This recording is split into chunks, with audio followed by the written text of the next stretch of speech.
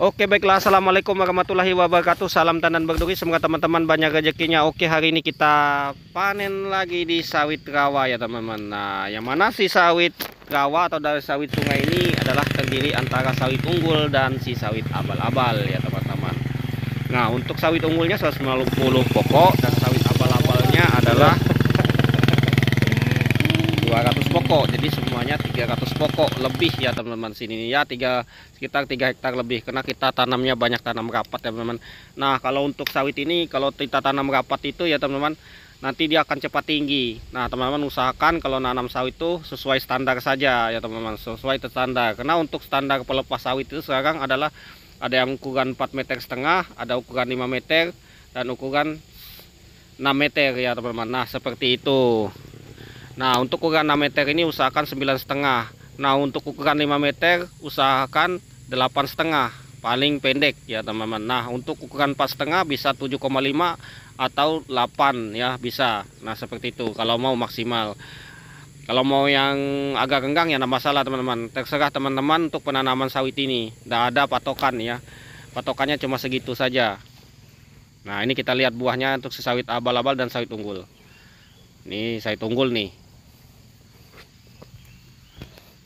Oke, ini teman-teman, ini jenisnya Tenera ya, dari dilihat dari berondolan. Ini Tenera, Tenera, Tenera, Tenera, Tenera, Tenera, Tenera, Tenera, Tenera ya. Ini bibit unggul. Nah, kalau yang Dura ini Dura.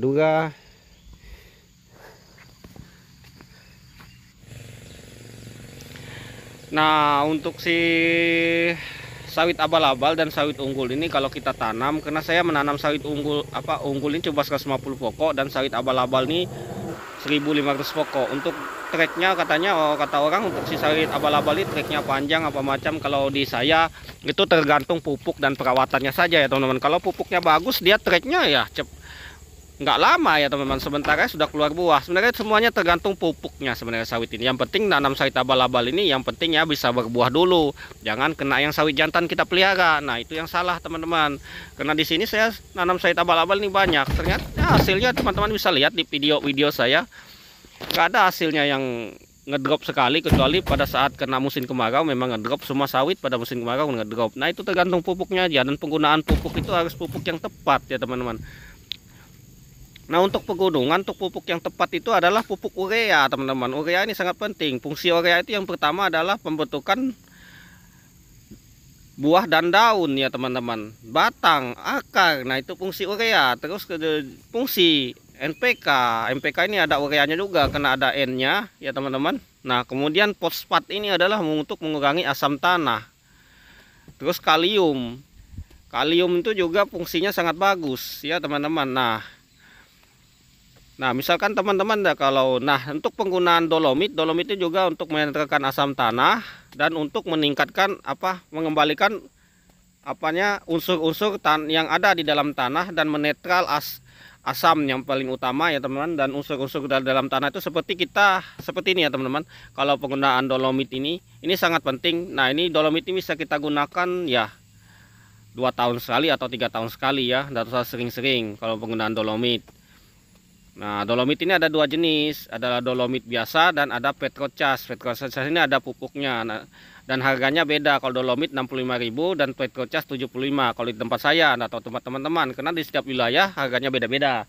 Nah, itu sangat penting, itu ada urea. Nah, misalkan lokasi teman-teman tuh daerah rawa ya teman-teman. Nah, daerah rawa ini kena asamnya tinggi dan rawa gambut ya teman. Beda halnya rawa kering. Kalau tempat saya ini rawa kering, bukan rawa gambut ya teman-teman. Oke ya teman-teman, ini sawit unggul ya.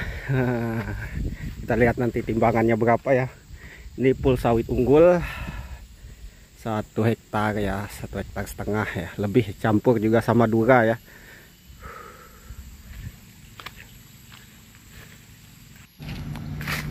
Nah, untuk rawa gambut sendiri itu harus menggunakan kalau pengganti urea itu cari yang ada kandungan ZA-nya. ZA itu ada kandungan sulfurnya ya teman-teman. Nah, di rawa itu usahakan menggunakan ZA. ZA ini sangat penting sekali. Dan untuk daerah rawa gambut itu disarankan kalau kita pernah tanam ya teman rawa gambut, karena saya pernah punya lahan kontrakan di rawa gambut. Saya itu penggunaan pupuknya awalnya saya nggak ngerti teman-teman, ternyata dia penggunaan wah sedikit sekali kawan-kawan nih, udah habis panenan kita ini, retretan terakhir ya. Luar biasa, kirain buahnya sedih banyak, ini kira-kira 1 ton lebih-lebih aja teman-teman, 1 ret aja. Oke kita, wih ini kurang mundur ya, kita mundur sedikit ya. Nah ini panenan terakhir, muatan terakhir kita ya teman-teman, muatan terakhir kita. Ini kita dapatnya lagi trek, buah ini musim trek ya teman-teman. Nah penggunaan ini terkena musim kemarau, untuk pemupukan kemarin tak kelihatan. Mungkin nanti kalau kemarau ini cukup panjang sampai 5 bulan 6 bulan, setahun kita trek. Nah setelah itu panen puncak ya teman-teman. Makanya saya tahun ini saya mau ngapur, karena saya lama ndak melakukan pemupukan kapur ya teman-teman. Nah, ini buah-buahnya gede-gede sekali ya teman-teman. Buah ini berat-berat karena kemarin kita sudah pernah pupuk, tapi kelihatan di daunnya ndak terlalu kelihatan bagus ya teman-teman, ndak kelihatan hijau. Tapi di buah berat-berat karena unsur pupuk tadi masuk ya teman-teman. Itu beda halnya sawit yang dipupuk. Nah kalau untuk si sawit unggul ini penting sekali penggunaan pupuk ya teman-teman, karena dia kalau nggak dipupuk nggak mungkin seperti ini teman-teman, durinya panjang-panjang ya teman. Kalau tidak menggunakan pupuk dia persis seperti buah landak ya seperti itu. Oke teman-teman, kita lanjut ke pabrik aja ya teman-teman. Mungkin sedikit pengalaman saya bermanfaat buat teman-teman semua. Oke kita lanjut ke pabrik. Kita ini muatan terakhir, kita langsung pulang. Jam 12 sudah pulang, kita dapat 3 ton saja kayaknya ini.